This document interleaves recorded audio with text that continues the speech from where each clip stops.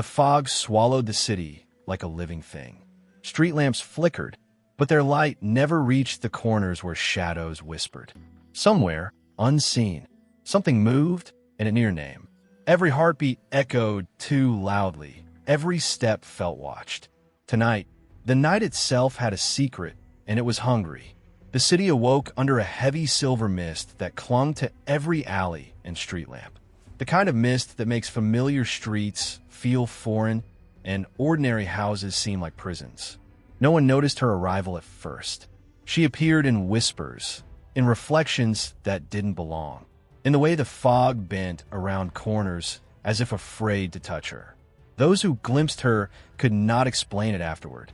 A tall figure, elegant, pale skin gleaming faintly under the wet streetlight, and eyes like liquid silver, deep and endless. Every glance from her was a subtle pull, a tug at the chest, a tightening of the heart. People who saw her felt their thoughts scatter, their certainty faltering, their own desires shifting like shadows caught in wind. By midday, rumors began to snake through the city. Children who had played in the square vanished, leaving behind only small, damp footprints that led nowhere. Shopkeepers whispered of fleeting movements in their mirrors, of shelves slightly rearranged. Though no one entered, a man reported hearing his name spoken softly in the hollow stairwell of his apartment, though he lived alone. The air itself felt alive, like it was listening, weighing every action, every choice. Even birds avoided the streets, their absence a silent herald of something unnatural at work. Jonathan, a young scholar of old texts, first sensed the danger that evening. Walking home, he noticed the fog seemed thicker in one part of the street, swirling unnaturally as if it had a mind. He paused, trying to shake the creeping unease. Then he saw her, a figure at the end of the lane, standing perfectly still, watching. Her eyes caught his, silver, reflective, infinite, and for a moment the world shrank to nothing but that gaze. His heart thudded, yet he could not look away. The shadows at the edges of the street seemed to lean toward her, stretching long and twisted. Jonathan felt his own name being whispered, softer than the wind, yet unmistakable. And just like that, the city shifted. Streets felt unfamiliar. Alleys twisted when he turned his back.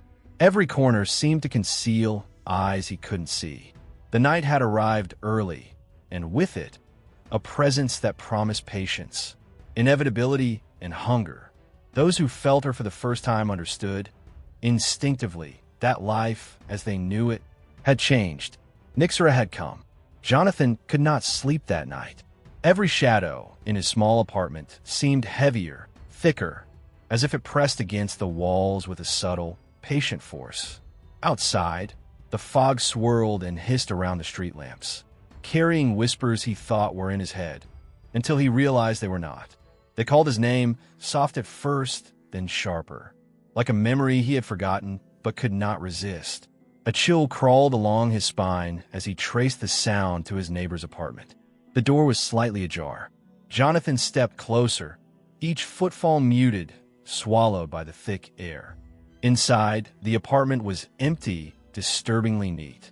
Drawers closed, dishes washed, the faint scent of perfume lingering.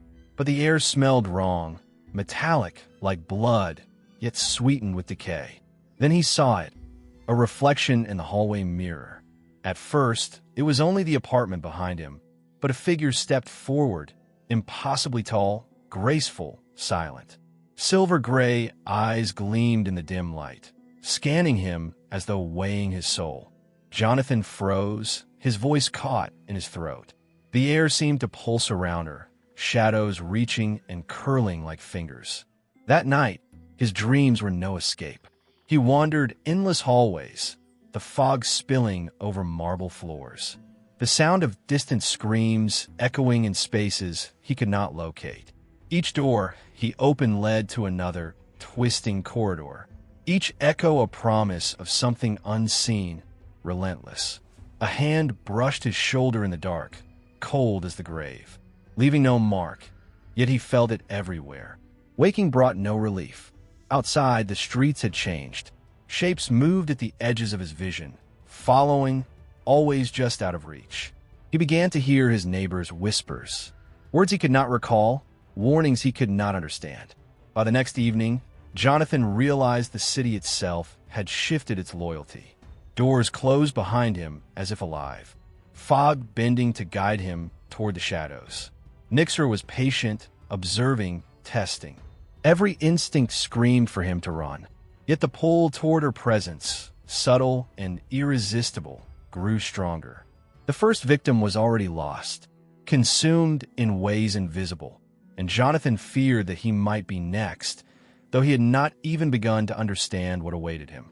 The city was no longer the city Jonathan knew. Streets twisted unnaturally, alleyways doubled back upon themselves, and familiar landmarks became uncanny echoes of their former selves. Those who had glimpsed her, or worse, had felt her gaze, were changing. Faces once warm with life now seemed hollow, their eyes dull, reflecting only faint silver glimmers. Friends whispered secrets they did not remember knowing. Laughter became hollow echoes, strained and sharp, cutting like glass in the foggy night. Jonathan saw it first in a colleague, a woman he had trusted, her expression flickering between recognition and something alien, her words curling in a sharp mockery he could not escape. Every attempt to resist only fed her power. The shadows bent, moving with intention, surrounding those who defied, isolating them. Jonathan felt the pull of Nyxara even from his own apartment. Objects shifted subtly in his presence, doors closed without touch. Mirrors reflected not reality, but her looming form.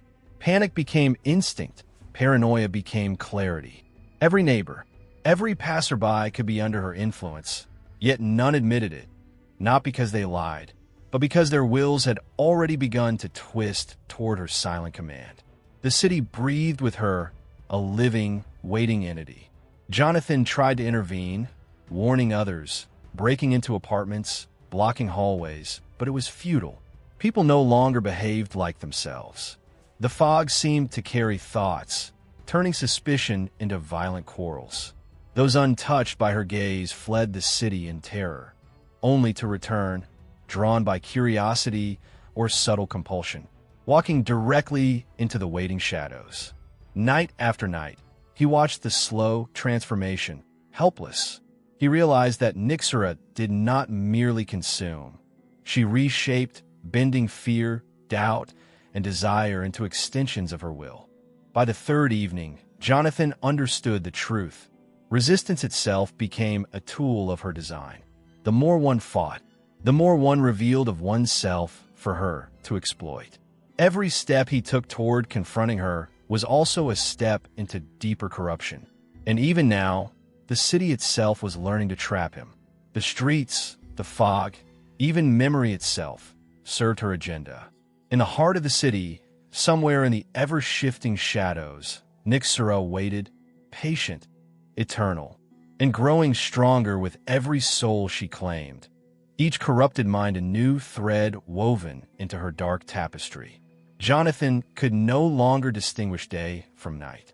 The fog had grown denser, curling into shapes that were almost people, almost monsters. Every street he took seemed to shift behind him, corners folding like paper, alleys stretching longer than memory allowed.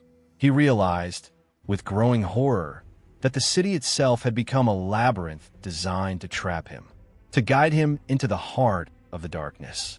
Every shadow whispered his name. Every reflection in glass or water suggested he was being watched, measured, weighed. He moved cautiously, clutching a lantern whose light barely pierced the haze.